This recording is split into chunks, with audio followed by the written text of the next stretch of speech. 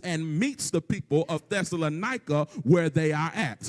He does not expect them to come to him to hear the message he needs to share. Paul goes to them with the message he knows they need to hear to make sure that there's no barrier between what he's saying and what they need to know. Paul in 50 AD was innovative enough to take the good news of Jesus to meet people where they were. And here it is, we almost in 2025, and we still are struggling with the concept that we just can't do this thing in these four walls, but we've got to get outside of them and learn how to reach people that are not here yet. My brothers and my sisters, we'll get too worried about people still sitting in our seat. We're still worried about if a woman can wear pants or preach or not. We're still worried about things in the sanctuary and in the pew and who lead this ministry and who lead that ministry. And this was my church and my grandmama's church. Ain't nobody in here died for the church. The person who died for the church is Jesus. It belongs to him, and we are here privileged to serve at his will. Sin ain't the church's biggest problem. White supremacy, as suffocating as it is not the church's greatest problem. Societal shifts in culture are not the church's greatest problem. Satan ain't the church's greatest problem because we already know Satan is defeated. The biggest problem the church faces is silent and still saints. Let me retweet myself and give it to you again. The biggest problem the church faces is silent and still saints. The saints that will not move, that will not work, that will not serve, that will not love, that will not help, that will not take and give of their resources to make sure those that do not have it have a step up in the world. Those who are stingy, those who are selfish, the still saints are the church's biggest problem. But then there's not also still saints. Some of us are still silent. You fell out of Sunday school. You dropped out of heaven's balcony into your church pew, into the pulpit and choir stand, and never lived anywhere in between there.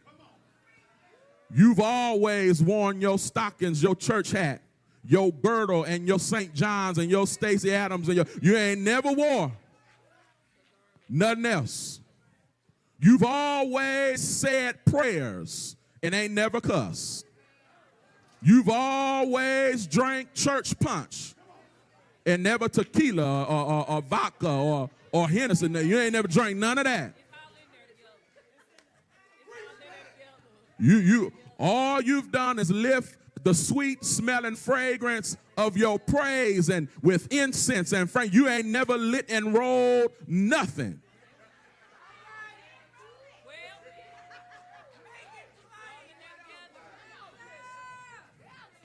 God ain't never healed your body. You always been healthy, never got a bad report from the doctor, never were concerned about your pressure, your diabetes, your heart, and everything has always been, your kids always been saved. They on the honor roll, they never got in trouble, never did what you told them not to do. They always met their curfew, never showed up late. Your family always had it together. You never argued, never had any stress, never fought your marriage was falling apart, never had any issue, never had no problem. Y'all always hugging, never argued, always lovey-dovey. You ain't never had any problem. That's the biggest problem of the church, is silent and lying saints that act as if God's power has never had to step in your life and help turn some stuff around.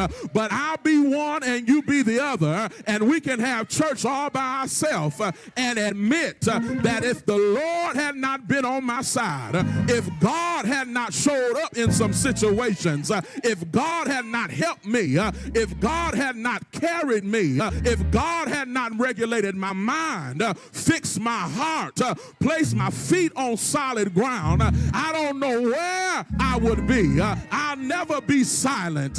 I'll never be quiet. You won't have to push me to tell a testimony.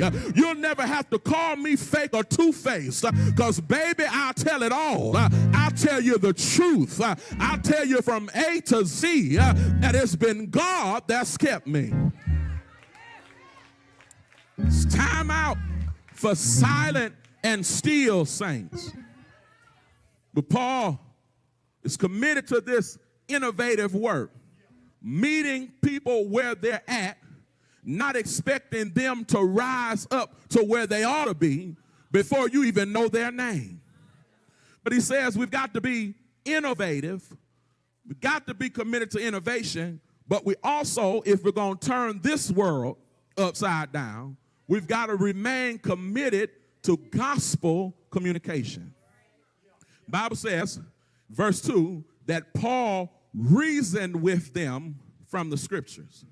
We estimate that this is some 20 years after the resurrection of Jesus. And he's going into a Jewish synagogue and telling them that they need to know about the man named Jesus because he is in fact the promised Messiah. He died and he's resurrected. And I wonder what scriptures it was Paul used to reason with them, because there was no Bible as we know it at this time. But history tells us that the Hebrew scriptures, our Old Testament, were gathered together in the African nation of Egypt in 132 BC. We're in 50 AD. There were 72 scholars in Egypt who translated the books of our Old Testament from Hebrew to Greek. They were able to take the Greek language, the Hebrew language, and put it into the Greek language. There were 72 scholars in what we now know to be Egypt in the continent of Africa that translated the Hebrew scriptures into Greek. Y'all don't mind if I teach it and preach it, do you? There were 72 scholars in black Africa, in beautiful Egypt, who took the Old Testament and translated it into Greek in 132 BC. Can I have a conversation with you real quick? That's why you got to be real careful about who you listen to and what they tell you about you and your people's relationship with Christianity and the Bible. This thing ain't no white man's religion. This thing is not just forced upon us through the Middle Passage. Yes, that was brutal, but long before there was